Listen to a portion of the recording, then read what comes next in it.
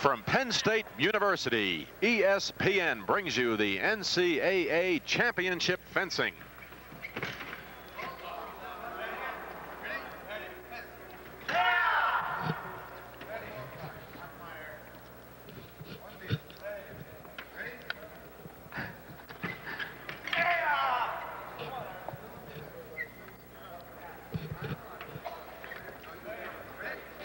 Hi, everybody, from Recreation Hall at State College, Pennsylvania. Bob Goldschall and Bruno Santonachita bringing you the NCAA Division I fencing finalists.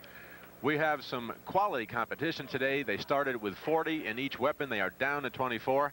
And Bruno, they are the best fencers from all across the United States on ESPN. No question about that, Bob. I'm looking forward to a tremendous competition for this final round. What we're going to see today are the three weapons used in modern fencing: the foil, the epee, and the saber. And I think as we cover each weapon individually, although we'll notice certain basic fundamental movements used in all three, I think we can look for very distinct differences in style and technique among the three weapons relating to their target area and the means of scoring touches. These fencers have been working hard to get here. They are fencing for themselves as well as for the universities. And this is just how things stand at the moment as far as the colleges and universities go. In first place, Wayne State of Michigan, last year's champions. In second place, MIT. Third place, Cleveland State. In fourth, Penn. In fifth, Princeton. Rounding out the top 10, 6, Clemson. 7, Penn State. 8, U.S. Naval Academy. 9, Cornell. And in 10th place, the University of Maryland. Now, we mentioned the fact that the team competition is important, but of course, Bruno, this being an individual sport as well, it's the individual who counts just as much. Absolutely, Bob. I don't think we can ever forget that fencing is an individual sport, and I'm sure that among the top competitors in this tournament, as much as they know that their success will mean a possible team championship, they realize that every bout that they win today is a step closer to a gold medal. Well, we have 6 seeded finalists, and there they are. In first place, it's Andy Bonk. In second place, Ernie Simon. In third place, Alexander Flom. In fourth place, Carlos Sangini. In fifth place, Mark Moit. Followed by Larry Pastor in sixth place. In seventh, Eric DeBuse, Joe Wolfson, Mendel Kubik, and Mark Oricchio. Okay, Bruno, we talked about the 24 finalists from the field of 40, and this is the group from all across the United States. The 24 best foil fencers, at least in the year 1980, from the NCAA Division I. And a good geographic spread, too. In terms of an individual basis, Bruno? Andy Bonk. We're looking at Andy Bonk from Notre Dame, who was last year's gold medalist in the foil. Ernie Simon of Wayne State last year placed third in the NCAA foil final. That's Carlos Sangini of Cleveland State. Interesting story about Carlo. Last year he was the defending epee champion. This year he's fencing foil. It's Mark Moit of Maryland. Larry Pastor of Princeton University. And in sixth place, Alex Flom of George Mason. Okay, you mentioned 3 weapons is what we're going to be looking at today. The first of those 3 will be the foil. What do we look for in the foil? Well, in foil, we have a light. It's a flexible weapon. The target area in foil is the front, back, and side of the torso. It's clearly defined by a metallic vest on the fencer. Touches are scored with the point and registered electrically on a scoring machine. This is not left to the naked eye, Bruno, is it? Absolutely not. Too fast. A lot of good... Okay, we talked about the fencers. We're going to be coming up with a foil. All of that in just 60 seconds.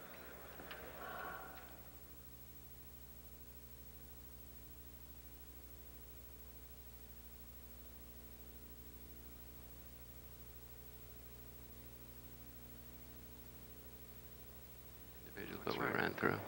Well, this will be a take. That was nicer. Thanks, Peter. The fencers warm up. We have to.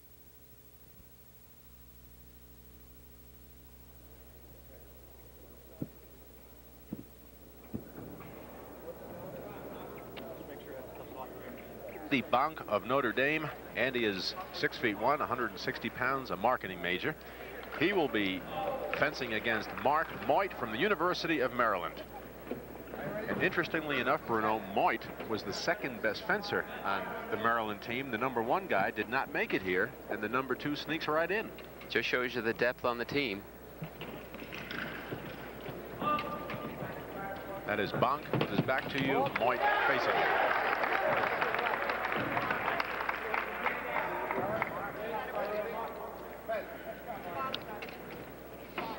It is 1-0 in favor of Bonk. It is 2-0 in favor of Andy Bonk, who is last year's champion.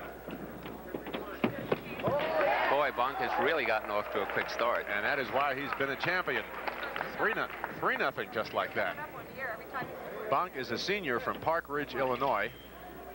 Had an outstanding record during the season, 35-4. I noticed, Bob, that Bonk's attacks are all simple and direct. He's just not letting Moit have any time to set up. And it is 4-0, Bruno, and 5 will win it. Moit having his troubles with Mr. Bonk from Notre Dame. On preparation, the attack comes from the right, off touch. I'm done. Ready? No touch. No touch. Still 4-0 in favor of Andy Bonk on the left of Notre Dame.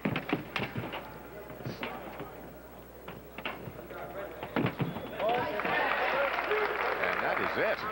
So Andy Bonk seems very intent on saving his #1 NCAA ranking. And Andy Bonk quickly disposes of Mark Moit.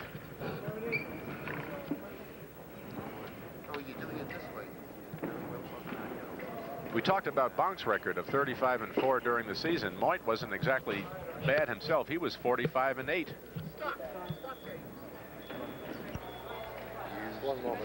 This is our next bout. On the left is Alexander Flom from George Mason University, which is located in Fairfax, Virginia.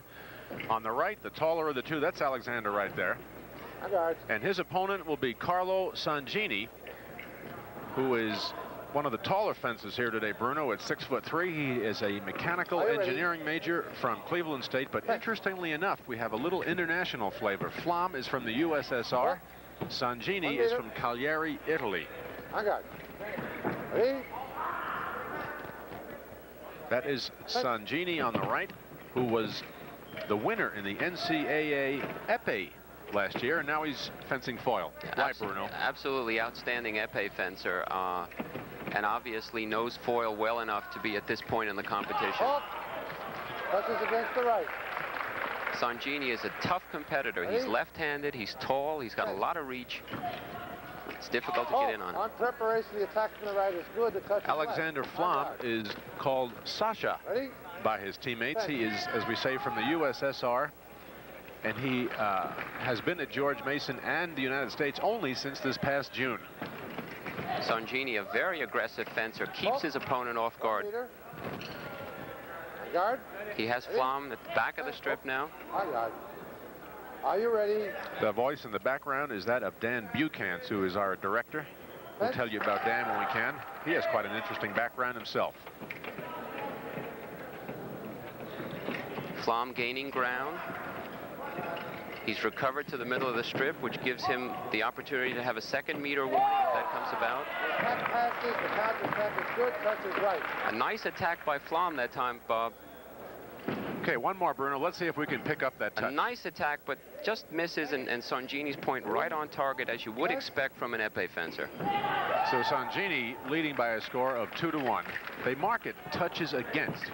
That's we'll right. give it to you in terms of the fencer. In other words, it's 2 touches against Flom, 1 against Sangini. Therefore, Sangini is leading. Right, that's right. That'll be the easiest way to understand. And there is Dan Buchans, our director, whose voice describing things right now. Dan is a former Olympian. In fact, he was a fencer in 4 consecutive Olympics, 48, 52, 56, and 60 from New York City, and he fenced for City College. Are you ready? Director Dan Buchans. As you're preparing, the attack comes from the right, the touch is against the left. That was an excellent attack.